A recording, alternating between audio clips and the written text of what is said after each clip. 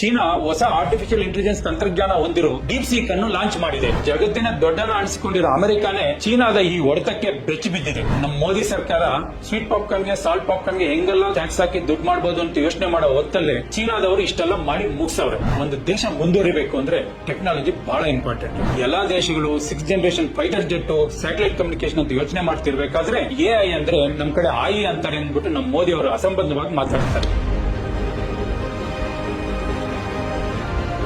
ನಾವು ವಿಶ್ವಗುರು ಅಂತ ಬೊಬ್ಬೆ ಹೊಡೆಯ ಹೊತ್ತಲ್ಲಿ ಚೀನಾದವರು ಮಾಡಿ ತೋರಿಸಿದ್ದಾರೆ. ಚೀನಾ ಹೊಸ ಆರ್ಟಿಫಿಷಿಯಲ್ ಇಂಟೆಲಿಜೆನ್ಸ್ ತಂತ್ರಜ್ಞಾನ ಹೊಂದಿರೋ ಡೀಪ್ ಸೀಕ್ ಅನ್ನು ಲಾಂಚ್ ಮಾಡಿದೆ. ಇಡೀ ಪ್ರಪಂಚನೇ ಈಗ ಚೀನಾ ಕಡೆ ನೋಡ್ತಿದೆ. ಜಗತ್ತಿನ ದೊಡ್ಡನ ಅನಿಸಿಕೊಂಡಿರೋ ಅಮೆರಿಕಾನೇ ಚೀನಾದ ಈ ಹೊಡೆತಕ್ಕೆ ಬೆಚ್ಚಿ ಬಿದ್ದಿದೆ. ಆ ಹೊಡೆತ ಹೆಂಗಿದೆ ಅಂದ್ರೆ ಅಮೆರಿಕದ ಶೇರ್ ಮಾರ್ಕೆಟ್ ಅಲ್ಲಿ 100 ಲಕ್ಷ ಕೋಟಿ ಕುಸಿದು ಬೀಳಷ್ಟು. ಅದಕ್ಕೆ ಅಮೆರಿಕ ಅಧ್ಯಕ್ಷ ಟ್ರಂಪ್ ಓಪನ್ ಆಗಿ ಹೇಳಿರೋದು ಚೀನಾದ ಈ ನಡೆ ನಮಗೆಲ್ಲ ಎಚ್ಚರಿಕೆ ಸಂದೇಶ ಅಂತ.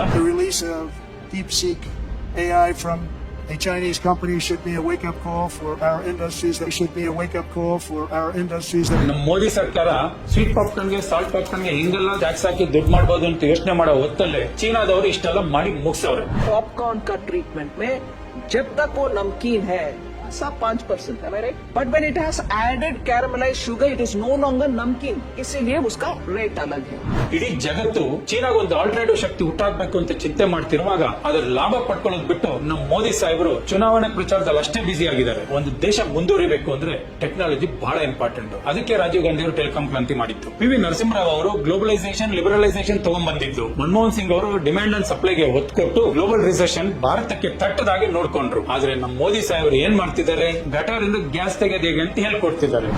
गंदी नाली होते हैं, गैस भी निकलता है और जो गटर से गैस निकलता था वो पाइपलाइन से उसके अपने चाय के ठेले में ले लिया और वो चाय बनाने के लिए उसी गैस का उपयोग करके चाय बनाता था. सिंपल सी टेक्नोलॉजी.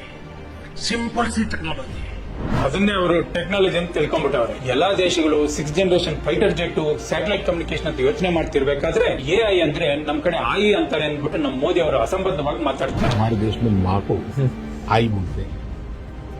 माता को बहुत से राज्यों में भाषा बोलते आई. अब मैं कहता हूँ हमारे यहाँ बच्चा पैदा होता है तो आई भी बोलता है, AI भी बोलता है. वो इतना एडवांस हो गया है. ಕಾಮನ್ ಸೆನ್ಸ್ ಟೆಕ್ನಾಲಜಿ ಬಗ್ಗೆ ಅರಿವಿಲ್ಲದೆ ಇರೋ ಪ್ರಧಾನಿ ಇದ್ರೆ ಆ ದೇಶ ಮುಂದುವರಿಯಕ್ಕೆ ಸಾಧ್ಯನಾ? ನಮ್ಗಿಂತ ಕಮ್ಮಿ ಇಂಗ್ಲಿಷ್ ಬರೋ ಚೀನಾನೇ ಇಂತ ಸಾಧನೆ ಮಾಡಿರ್ಬೇಕಾದ್ರೆ ಪ್ರಪಂಚಕ್ಕೆ ಟ್ಯಾಲೆಂಟ್ ಸಪ್ಲೈ ಮಾಡ್ತಿರೋ ನಮ್ ಕೈಯಲ್ಲಿ ಯಾಕೆ ಸಾಧ್ಯ ಆಗ್ತಿಲ್ಲ ಅಂತ ಅಮೆರಿಕಾನೇ ಚೀನಾದ ಈ ಹೊಡೆತಕ್ಕೆ ನಡುಗೋಗಿದೆ. ಅಂದ್ರೆ ಭಾರತದ ಕತೆ ಏನು ಅನ್ನೋ ಅರಿವಿದೆಯಾ ನಮ್ಮ ಮೋದಿ ಅವರಿಗೆ? ಸ್ವಿಸ್ ಬ್ಯಾಂಕ್ ಇಂದ ಬ್ಲಾಕ್ ಮನಿ ತರಲಿಲ್ಲ, 15 ಲಕ್ಷ ದುಡ್ಡು ಅಕೌಂಟ್ ಹಾಕ್ಲಿಲ್ಲ, 2 ಕೋಟಿ ಉದ್ಯೋಗ ಕೊಡ್ಲೂ ಇಲ್ಲ, 100 ಸ್ಮಾರ್ಟ್ ಸಿಟಿ ಕಟ್ಲೇ ಇಲ್ಲ, ಬುಲೆಟ್ ಟ್ರೈನ್ ಅಂತೂ ಬರ್ಲೇ ಇಲ್ಲ. ಬರೀ ಸುಳ್ಳು ಹೇಳೋದೇ ಸಾಧನೆ ಅಲ್ಲ ಅಂತ ಮೋದಿ ಅವ್ರಿಗೆ ಹೇಳೋರು ಯಾರು? ಇಡೀ ಪ್ರಪಂಚ ಫ್ಯೂಚರ್ ಬಗ್ಗೆ ಚಿಂತೆ ಮಾಡ್ತಿದ್ರೆ ನಮ್ ದೇಶದಲ್ಲಿ ಅಧಿಕಾರದಲ್ಲಿರೋ ಬಿಜೆಪಿ ಅವರು ಮೂಢನಂಬಿಕೆಯಲ್ಲಿ ನಮ್ಮನ್ನು ಮುಳುಗಿಸಿ ಶಿಲಾಯುಗಕ್ಕೆ ಕರ್ಕೊಂಡು ಹೋಗ್ತಿದ್ರು. ಹಿಂಗಾದ್ರೆ ನಮ್ ದೇಶ ಉದ್ಧಾರ ಆಗೋದಾದ್ರೆ ಹೆಂಗೆ? ನಿಮ್ಗೆ ಏನ್ ಅನ್ಸುತ್ತೆ? ಕಮೆಂಟ್ ಮಾಡಿ.